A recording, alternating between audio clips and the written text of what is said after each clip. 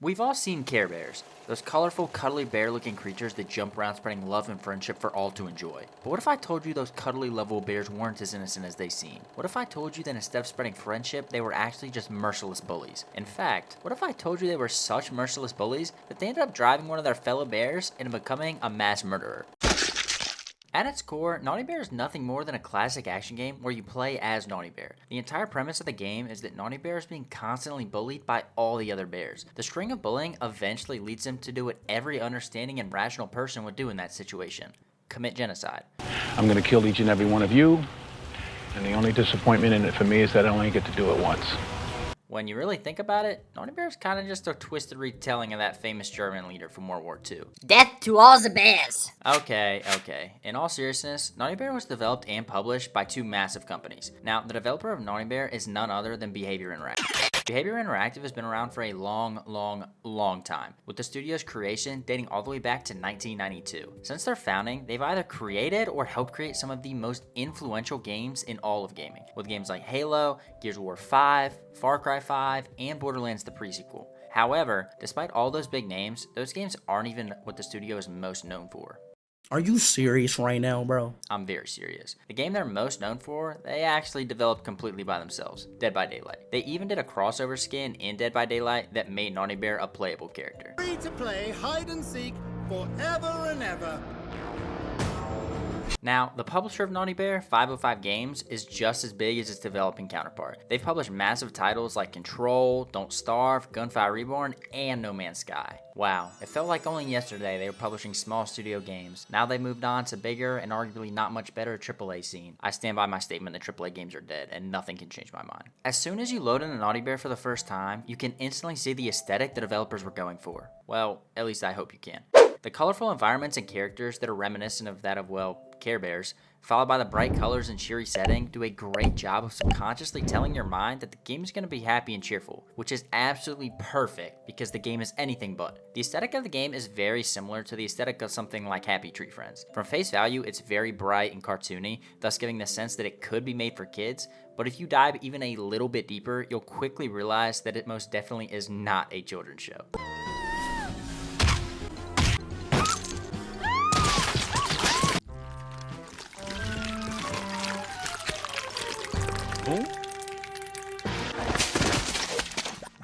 Anyways, the developers show the dark nature of the game mostly through dark colors, and the fact that you go on a genocidal killing spree multiple times. Stop! Don't kill me! Naughty Bear is the only bear that's different from all the others. Instead of being a bright color, Naughty Bear is a dark brown, thus representing the juxtaposition of artwork in the game. The developers use the dark colors and ominous undertones to reveal the true nature of the game. As you play, you'll see the contrast between the joyful visuals and dark themes become increasingly more evident. I mean, the juxtaposition the developer put in with the change in colors isn't just some clever artistic choice, but instead it's used to reinforce the idea that beneath the surface of the seemingly happy world lies a dark narrative that's just waiting to show its true colors. Now, I might be reading a little too much into it, but the choices and the visuals the developers made can also be used to represent what we see in the real world. Let's use America as an example. America! Woo! The American dream. The idea is you can come here and do whatever you want, be whoever you want, and all that nonsense. Essentially, we like to parade that we have no issues, but if you dive even a little bit deeper, you can see that homelessness had begun to rise in 2010 across the country, the second wave of the opioid epidemic had started, or the fact that in 2010 the US had over 1 million reported violent crimes, which is nothing. 2023 had over 14 million. Oh yeah, and you also have the fact that the bears are raging racists and all that, but what do I know? Maybe I'm just reading too much into it. Also, all these facts are compared to 2010 because that's when the game came out. I was hoping you weren't an idiot and could figure that out. Now, the gameplay of Naughty Bear is... Oh, beautiful. Don't get me wrong, the game doesn't run that smoothly and is very repetitive, but let's be honest, what'd you expect? As you play through the game, there are 7 different missions, all of which with pretty much the same plot point. You just go around and kill all the other bears. Yes, every mission is essentially the same. You just go around committing genocide. Woo!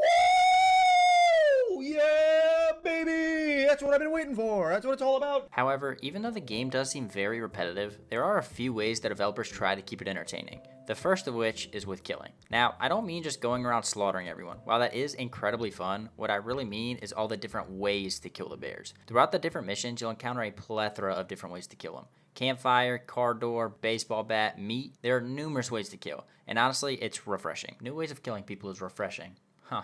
Weird. Oh, and on top of the classic slaughtering everyone with weapons and utilities, I haven't even talked about my favorite way to kill yet.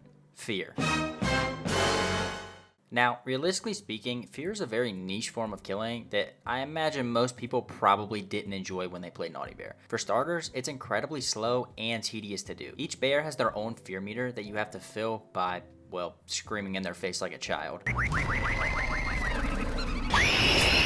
This meter eventually builds up in each bear, thus allowing you to perform my favorite kill in the whole game, suicide. Okay, that sounded a little creepy, but honestly, something about watching a stuffed teddy bear beat itself to death with a baseball bat is just hilarious. Okay, now I know what you're thinking. How do you scare the bears? Are they just so racist that they're frightened by the sight of you? While the bears are raging racist, the real way you scare them is through stealth.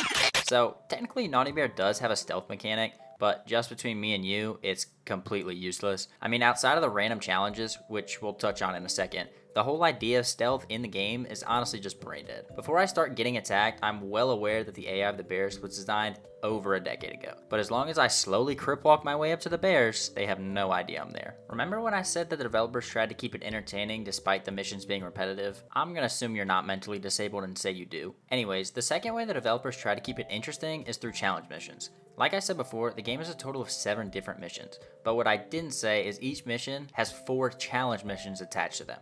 Now, I'm not going to get into the nitty gritty about it, but essentially these challenge missions consist of going undetected, speedrunning, and fear killings, each of which provide their own challenges, supposedly. Honestly, I'm not much of a challenge player. Most of my fun just came from running around mercilessly killing all the other bears.